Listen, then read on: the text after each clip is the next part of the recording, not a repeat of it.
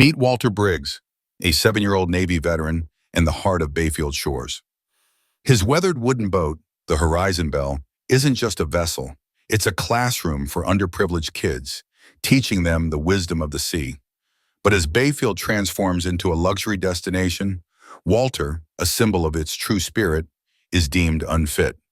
The new harbor manager, Chad Ellison, publicly humiliates Walter, declaring, "We don't serve people like you," just as Walter prepares to take a group of eager children fishing. What happens when a silent hero is pushed too far and a shocking video of the encounter, recorded by Lena Cho, ignites a national storm, even drawing the attention of Rear Admiral Thomas Rain, who reveals Walter once saved his life? This incredible story of forgotten honor and unexpected remembrance truly moves the heart. If Walter Briggs's quiet courage resonated with you, please show your support. Like this video, subscribe to my channel for more powerful stories like this, and share it to remind others that dignity always matters. Let's keep these important conversations alive. We don't serve people like you. The words sliced through the summer air with a sharpness that silenced the entire dock. The harbor manager didn't whisper or mutter. He snapped, loud and clear, his tone clipped with disdain. Heads turned, conversations stopped, but no one spoke up. Walter Briggs, 77 years old and wrapped in quiet dignity, didn't argue. He didn't raise his voice, didn't protest. Instead, with slow, deliberate motion, he reached into the pocket of his worn field jacket and pulled out an old military ID. The edges were frayed from time and salt, the photo faded by years of sun and sweat. But one thing remained unmistakable: his rank, Command Master Chief. And still nothing. Not a single person intervened, not a glance of sympathy. His presence, like his weathered wooden boat, didn't match the new vision of the gleaming marina. So they dismissed him. They pushed him away like driftwood. 2 days passed, without fanfare, without media or ceremony. 6 Navy ships appeared on the horizon, gray steel giants, cutting through the morning mist like ghosts from another era. The townspeople stood frozen, mouths slightly open, eyes wide. No one had been warned. No announcements had been made. The air was thick with questions, but none dared ask. When the first ship docked, a man in full-dress uniform disembarked, Rear Admiral Thomas Rain. He walked the length of the pier with the solemn bearing of a man who carried the weight of generations on his shoulders. Facing the stunned crowd, his voice rang out, measured and clear. "I'm looking for Walter Briggs," he said, eyes scanning the faces. Because sometimes, when a nation forgets its heroes, the Navy shows up to remind them. Bayfield Shores hadn't always looked like this. There was a time when the air smelled of salt brine, diesel, fish guts, and old rope. A time when mornings were filled with the clatter of crab traps being hauled into skiffs, the hum of aging outboard motors, and the chatter of dock workers swapping stories over cups of black coffee in dented thermoses. That was the town Walter Briggs had fallen in love with, long before it was all sleek yachts, fusion sushi bars, rooftop patios, and valet parking.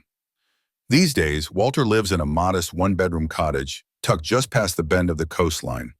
It's a humble home with sun-bleached white siding, a creaky screen door, and a porch that leans slightly as if bowing toward the water. Locals still call it the last real house in Bayfield. At dawn, without fail, Walter walks down to the dock. His steps are slower now, but steady. There, always waiting, is his boat, the Horizon Belle. She's not much to look at least not to the new Marina elite.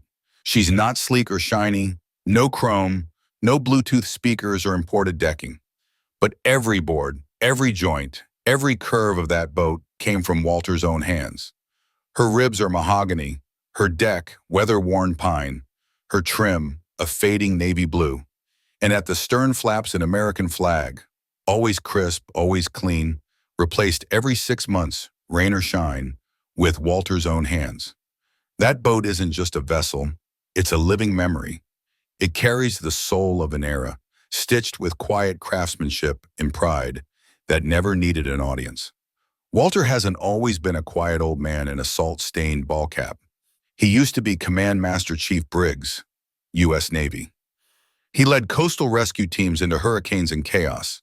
In the 1980s, he pulled civilians from rooftops as rivers swallowed their towns. In the early 1990s, he intercepted drug boats packed with enough poison to devastate cities. He never bragged, never told tales in bars or demanded thanks. The medals, tucked away in his footlocker, speak for him, rows of ribbons that gleam when the light hits just right. But Walter never saw legacy in medals. For him, legacy was in what you gave, not what you kept. So when he retired and returned to Bayfield Shores, he started something simple. Every Wednesday, and sometimes Saturdays, he took children out on the Horizon Bell. Not the wealthy kids with private sailing coaches or vacation homes. No, he brought along the quiet ones. The kids with hand-me-down shoes and single parents. The ones whose schools didn't even have art class, let alone field trips. He showed them how to tie sailors' knots.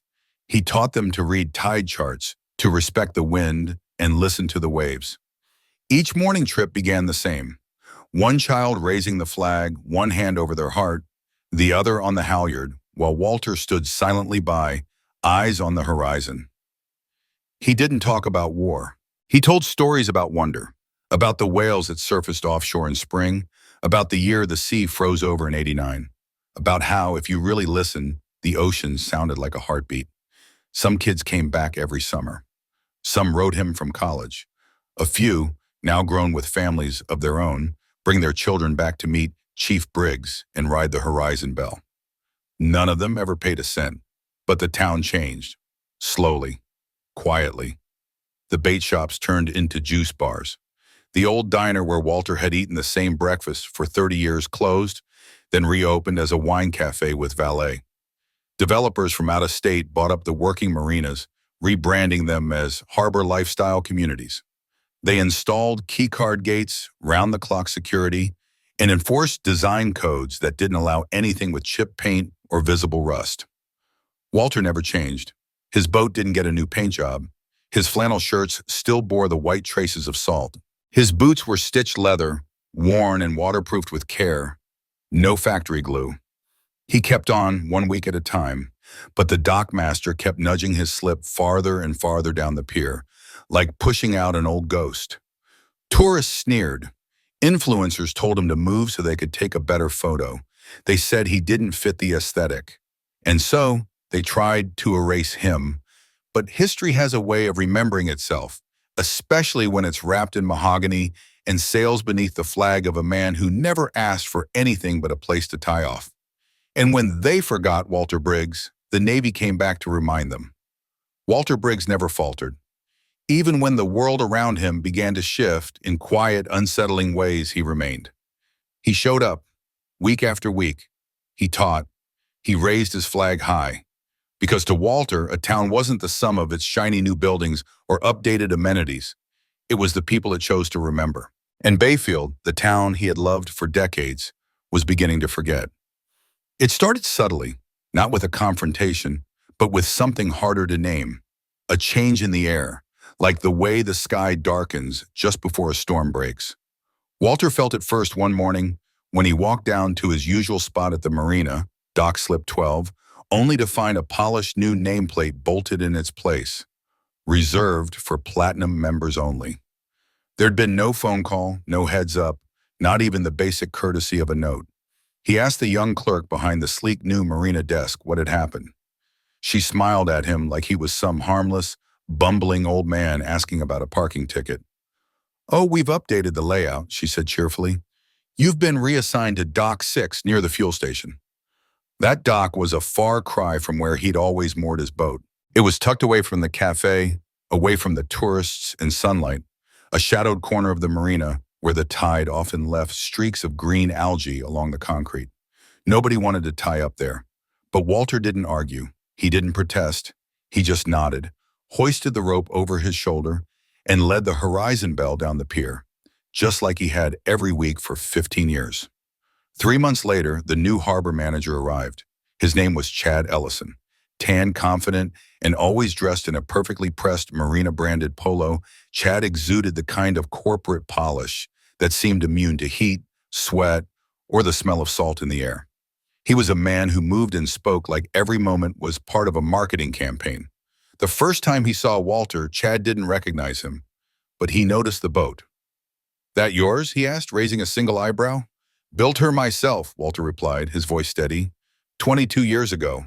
Chad gave a tight smile, tapped something into his tablet, and walked away without another word.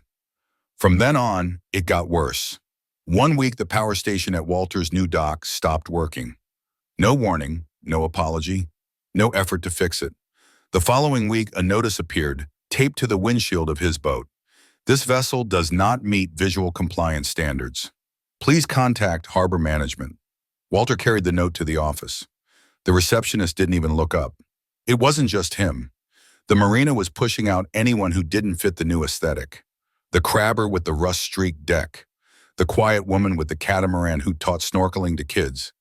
Bit by bit, Bayfield's soul was being squeezed out and replaced by Bluetooth speakers, noise-canceling headphones, and people angling their phones for the perfect Instagram shot. But the moment everything came to a head was a Wednesday morning. Walter had 8 students scheduled for a fishing trip, 5th graders from a Title I school in the next town over. For some of them, it would be their very first time seeing the ocean, let alone stepping onto a boat. Their teacher, Miss Laya Jennings, was already in the parking lot when Walter arrived, helping the kids line up with packed lunches and water bottles in hand. Walter had come early, as always. He wore his cleanest denim shirt, brought extra life vests, docked the horizon bell in what he believed was still his designated spot. And that's when he heard the voice. "You can't dock here." Walter looked up. Chad Ellison was striding down the pier, tablet in hand, sunglasses perched atop his perfectly styled hair. "This isn't your slip anymore," Chad said, not slowing, not even looking Walter in the eye. "We've updated the aesthetics. Your boat doesn't meet our revised guidelines." Walter rose slowly, his voice calm. "I've had a berth agreement here since 2009. I've been teaching kids on this dock every week for more than a decade." "That was before the rebrand," Chad replied, his fingers dancing across the tablet. "This is a premium destination now. We cater to a certain clientele. And your boat? It doesn't reflect the image we're building." A few tourists nearby turned to see what was going on. Some pulled out their phones. Others looked away, embarrassed. Walter reached into his jacket and unfolded a collection of papers. His Coast Guard license, his veteran's ID, a letter from the school confirming his volunteer work. Chad barely glanced at them. "I don't care who you used to be," he said, his voice deliberately loud, carrying across the dock. "This marina has standards, and you, sir, don't meet them." Then came the sentence that would spark an outcry online in the days that followed. "We don't serve people like you." Silence blanketed the dock. Miss Jennings and the children stood a few yards away, watching in confusion, unsure whether they were witnessing a misunderstanding or something more painful. The smile that had been blooming on the children's faces only minutes ago, faces full of excitement and wonder, now flickered and faded. Even celebrity veterans, actors, and anchors who'd once worn the uniform weighed in, lending their voices to a swelling wave of public outrage and quiet admiration. For many, this wasn't just another online story, it was a reckoning. Walter Briggs, who had quietly turned away from a harbor that no longer welcomed him, now found his name echoing across screens and news feeds, carried like a flag through digital space. He had no idea. That morning, he'd simply done what he always did when dignity was under fire. He walked away with it intact. But now, strangers who had never met him were standing in his defense. The video, barely over a minute long, became something much larger than its runtime. It captured a fracture in values, the contrast between what someone looked like and who they truly were. It held up a mirror to a town wrapped in the aesthetics of tourism, but hollowed by the loss of memory. And it reintroduced the world to a man who had, without asking for recognition, been quietly living a life of service. Lena Cho didn't expect to start a movement. She hadn't even meant to film it. Her hand just moved, instinctively, as if to preserve what her heart already knew was wrong. But once she posted it, she couldn't look away. Her phone buzzed endlessly, notifications, DMs, media inquiries. But what stayed with her most were the messages from kids who had once stood on the same deck where Walter had waved goodbye. Some were grown now, some had their own children, and nearly all said the same thing. He changed my life. The attention spiraled into national headlines. News anchors replayed the clip, adding context, pulling archival footage of Walter's community work. Local politicians scrambled for statements.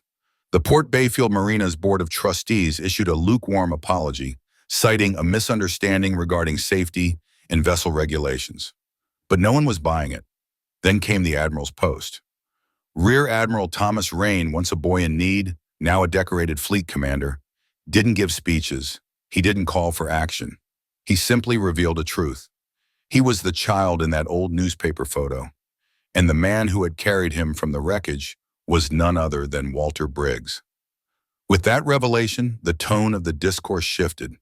It was no longer about a marina's policy or a town's neglect. It was about honor, memory, and how easily both could be erased or revived. People began using the hashtag #HorizonBell to track the story, sharing their own experiences with veterans, teachers, and mentors. Schools added Walter's story to lesson plans. Veterans groups organized tribute sales. One foundation even launched a campaign to restore and preserve the Horizon Bell, not as a tourist attraction, but as a floating classroom, just as Walter had used it. Through it all, Walter remained silent. He didn't appear in interviews. He didn't respond to requests. For him, the sea had always been the place where noise settled into calm. But those who knew him best said it was never about fame. He wasn't looking for gratitude, just dignity, just space to keep doing what he loved. And somewhere out on the water, the Horizon Bell sailed on, its bow cutting cleanly through the tide, its captain steady at the helm, still teaching, still giving, still silent. Steady on the horizon as if watching more than just the waves. Walter Briggs was still at the far end of the rocks, sitting alone in his usual place beside the splintered bench with its peeling paint. His jacket was buttoned tight despite the warmth, his hands busy folding another flag, creased with care, deliberate in every movement. He didn't hear the vehicles arrive.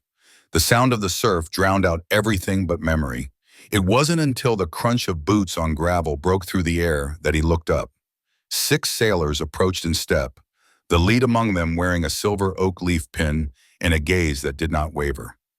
Walter rose slowly, puzzled, squinting against the morning sun. The officer saluted crisply. "Command Master Chief Briggs," he said, voice firm and full of reverence. "Sir, we are ordered to return you to station by Rear Admiral Thomas Rain himself, full honors." Walter stared, not moving, unsure if he had heard correctly. "Is this a joke?" Lonnie asked, uncertain whether to laugh or try. "No, sir," the officer replied, stepping aside. "This isn't a recall. This is recognition." Walter's eyes flicked between their solemn faces. His hands, still holding the folded flag, trembled. For a long moment he said nothing. Then, with a breath caught somewhere between disbelief and quiet resolve, he nodded. "All right," he said. "Let's go." The sailors closed formation around him, not out of protocol, but out of respect. As they walked back down the gravel path, the townspeople who had begun to gather at the ridge stood motionless, some with hands over their hearts. Lena had not moved from her place, but tears welled at the corners of her tired eyes. By the time Walter stepped onto the main dock, silence had swallowed the marina. Hundreds of people parted to give him a clear path. Not one flashbulb blinked. Not one shout was heard. Only the soft cadence of dress shoes and the quiet breath of the sea. Admiral Rain stood at the end of the dock, hands behind his back, chin lifted. When Walter reached him, he removed his hat and offered a crisp salute, not as a superior, but as a brother in arms. Walter hesitated for a heartbeat, then returned it. No words were exchanged. None were needed. Then Admiral Rain stepped aside and gestured toward the launch. Walter climbed aboard. As the boat pulled away from the dock, a gentle wind carried with it a moment heavy with something rare. Redemption without noise. Justice without spectacle. Back at the dock, Admiral Rain finally turned to face the onlookers. "Let the record show," he said, his voice measured and resolute. "The Navy never forgets her own." And with that, the quiet hum of the engines rose once more. The sea swallowed the sound. The horizon remained unchanged. But the world, for one man, had shifted entirely. The crowd, once murmuring in curiosity, now fell into hushed awe as the man at the center, stoic, composed, swept his eyes across the growing assembly. When he finally spoke, his voice did not carry fury, but a deep, deliberate solemnity. For those who may not know, he began, addressing both strangers and neighbors, when a sailor of distinguished service enters port, it is tradition for the fleet to acknowledge their arrival. He paused, letting the silence settle before continuing. Today, we've not gathered for a ceremony. This isn't for show. We're here to recognize the legacy of a man this town tried its hardest to erase. A collective gasp rippled through the onlookers. Cameras clicked. Journalists edged forward. Behind a shaded window, Chad Ellison shrank back into the dim recesses of his office, face pale. He continued, his voice firm with a conviction. Walter Briggs. Rain after rain, he led missions through violent storms. He pulled men from the brink, including me. He taught our children. He mended what was broken in our communities. He asked for nothing in return, not recognition, not reward. And how did we thank him? When Marina deemed his boat unworthy, when it no longer fit their pristine image, they turned their backs. Turning now, he gestured toward a weathered berth, the place where Walter had once tied up his vessel. That ship, the Horizon Belle, holds more honor in its planks and ropes than most men carry in an entire lifetime. Then, behind him, nearly 100 sailors stood at rigid attention. Silently, they unfurled a colossal naval ensign that billowed and shimmered across the dock like a sacred banner.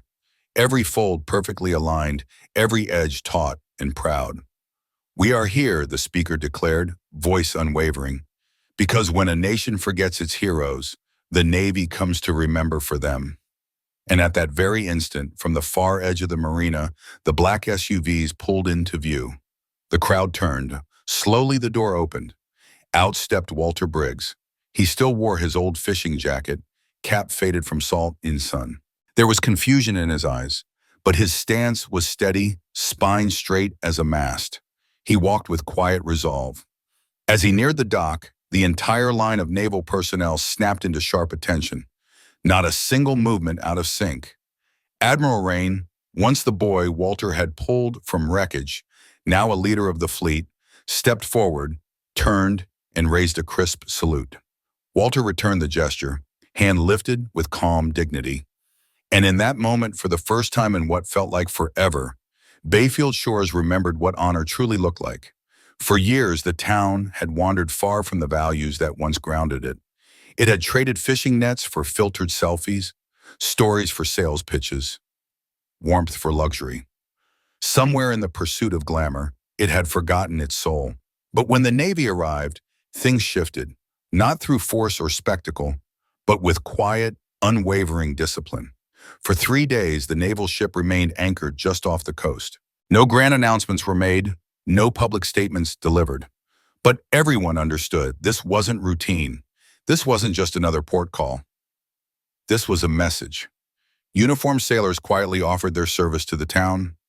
They painted the neglected public dock, once the only place Walter had been allowed to moor his boat. They gathered driftwood, repaired broken signs, cleared years of forgotten debris. Their actions weren't just maintenance, they were restoration, not just of place, but of pride. Outside the Horizon Cafe, the very spot where Walter's public humiliation had been caught on video, a new chalkboard sign appeared one morning. In white, bold letters, "Veterans and children eat free forever," in honor of Walter Briggs. Walter never asked for such a gesture. He never would have. But the cafe's owner, a woman whose father had fought in Korea, insisted. "It's the only right thing to do," she'd said. And slowly across Bayfield Shores, something began to awaken, remorse. Those who had stood by in silence that day, faces hidden behind phone screens, pretending they hadn't seen, now they came, one by one, to Walter's door, with letters written by hand, some with food, some bringing their children, hoping they might learn what they themselves had forgotten.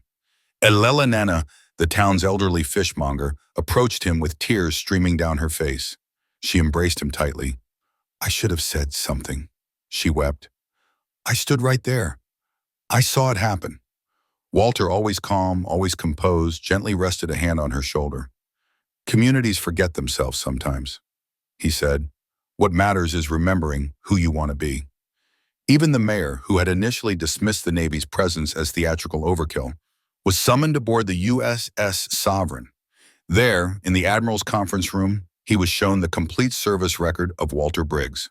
Alongside it, letters from the communities he'd served, testimonies from families he'd helped, from lives he'd saved, from children he'd taught on the water. All of it. Proof. The very next morning, the mayor called an emergency town council meeting. Cameras rolled as he signed an executive order on live television. The marina, once polished to push Walter out, would now be renamed Veterans Pier. And at Dock 12, where Walter had once been cast aside in shame, a permanent bronze monument would rise, cast in honor and truth, so the town would never forget again. Engraved in bold, unwavering letters were the words, "A nation is only as strong as its remembrance of those who kept its water safe." That simple line became more than just a tribute. It became a turning point. That very afternoon, Chad Ellison, the harbor manager whose decisions had set everything in motion, quietly resigned. He didn't make a scene. No press, no farewell party, just a silent exit from the town he once tried to shape. Before he left, he delivered a sealed envelope to Walter Briggs's doorstep. Inside was a brief letter, a heartfelt apology, and a single sentence that Walter never shared with another soul. Whatever those words were, they held enough weight that Walter, after reading them in silence, gave a single nod, carefully folded the letter, and tucked it away in the same-age wooden box that cradled his old service medals. Not long after, Rear Admiral Thomas Rain extended an offer, significant grant funding from a veteran recognition program, backed by private donors and the Navy's outreach branch. But Walter turned it down. "And use it for something that lasts," he said. "Start something for the kids who've never even seen the ocean." That was the beginning of what would become the Horizon Project. Seeded with Navy funds and bolstered by support from local businesses, it blossomed into a tuition-free maritime education program aimed at underserved youth across Florida. Its mission was far greater than just teaching kids to steer a boat. It offered classes in navigation, boating safety, marine ecology, environmental stewardship, and most of all, character. Walter accepted the role of honorary director. Active duty sailors from nearby bases volunteered their time on shore leave, stepping in as instructors. Within just a few weeks, enrollment lists filled, then overflowed. Kids from towns inland and along the coast signed up, drawn by something they couldn't quite name, but could feel. On the final day the Navy fleet remained docked in Bayfield, something happened that no one had anticipated.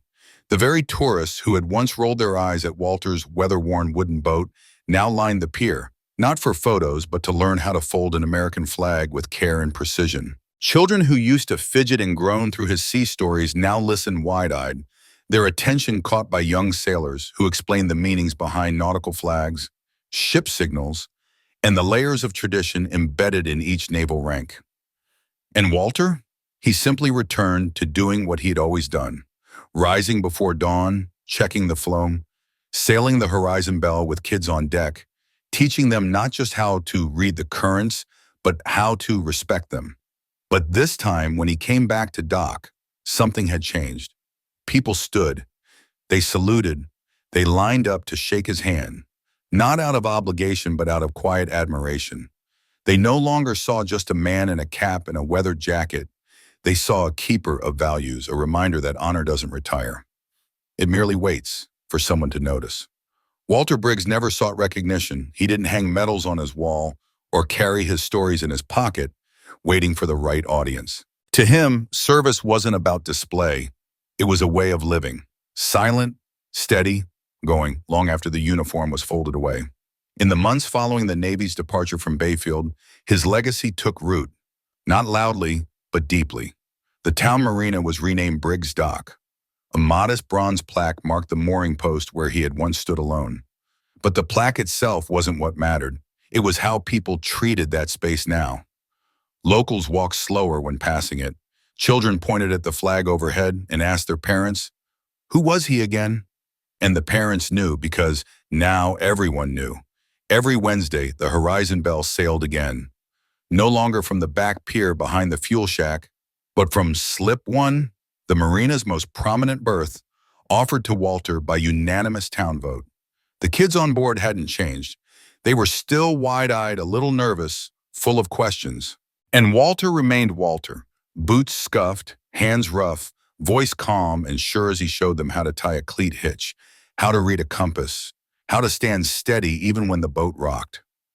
But now the town listened. They heard him, and it wasn't just Walter who was finally seen.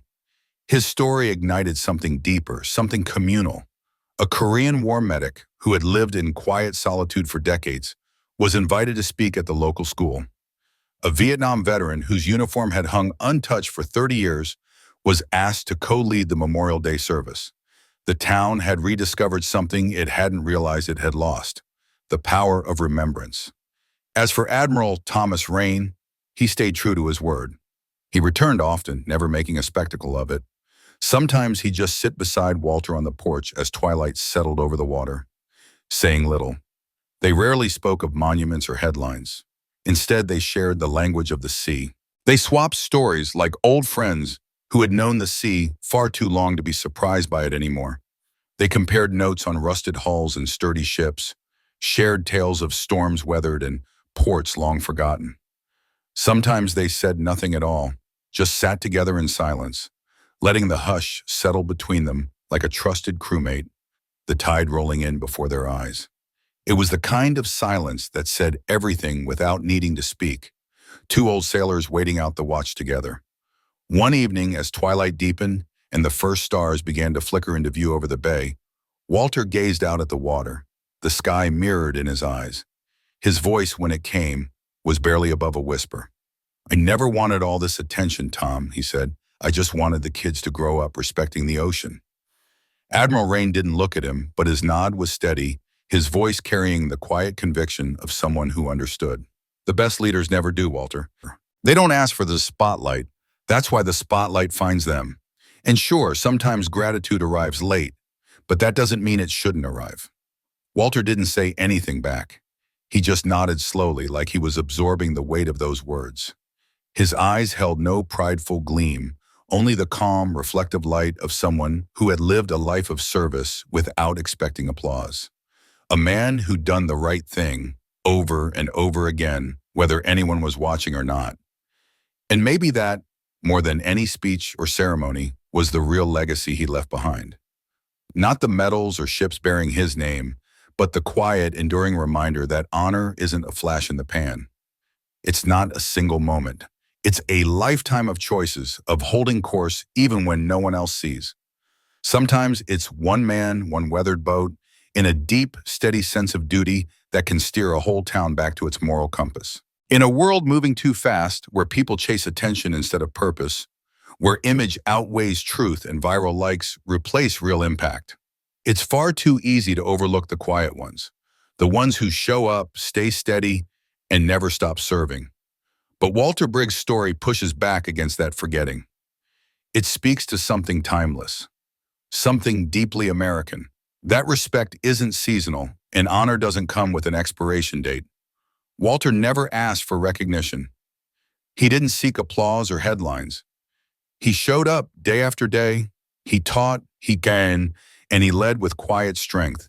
And when the silence of time threatened to erase what he stood for, something unexpected happened. The very institution he'd once served rose up in gratitude and said, "We remember, and we still stand beside you." Maybe you've known someone like Walter, a neighbor who mows every lawn on the block without being asked, a retired teacher who still shows up to read to kids at the library, a veteran who never speaks about their past, but still stands tall when the anthem plays. Let this story be a reminder. The quiet acts, the flag folded with care, the favor done without asking, the presents offered without fanfare. These are the moments that shape us. These are the seeds that grow into legacies. Generations are changed not by noise, but by the quiet strength of those who keep showing up. Because sometimes it only takes one boat, one determined, soft-spoken man to guide a drifting town back to true north.